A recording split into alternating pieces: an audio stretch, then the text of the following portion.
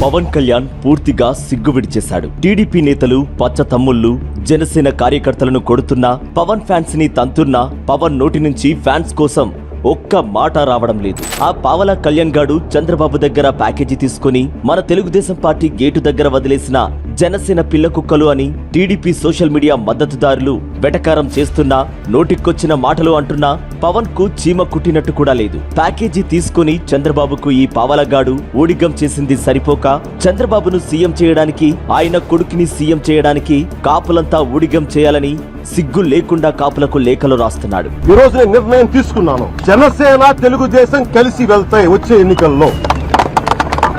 మా ఇద్దరి భవిష్యత్తుకు సంబంధించి ఆంధ్రప్రదేశ్ భవిష్యత్తుకు సంబంధించింది. కాపు నేత ముద్రగడ కుటుంబాన్ని చిత్రహింసలకు గురిచేసి ముద్రగడ ఇంటి ఆడవాళ్ళని నోటితో కూడా చెప్పలేని విధంగా నీచమైన బూతులు తిట్టించిన దుర్మార్గుడు చంద్రబాబుకి అండగా ఉండాలంటున్నాడు ఈ దౌర్భాగ్యుడు పావలగాడు. కాపులు, కాపు పెద్దలు వైసీపీ ఉచ్చులో పడకూడదంటున్నాడు చంద్రబాబు ఇంటి బొచ్చు కుక్కగాడు. కాపుల మద్దతు జనసేనకు ఉందని చెప్పే ఈ దిక్కుమాలినోడు వైసీపీని నమ్మొద్దని లేఖలు ఎందుకు రాయడం? అంటే కాపులెవ్వరూ ఈ పావలగాడిని నమ్మడం లేదనే సత్యం అర్థమైందనుకుంటా. అయినా అసలు కాపులు ఏం చేయాలి, కాపులు ఎలా ఉండాలి అని చెప్పడానికి, వాళ్ళకి డైరెక్షన్ ఇవ్వడానికి అసలు నువ్వెవడివి పవన్?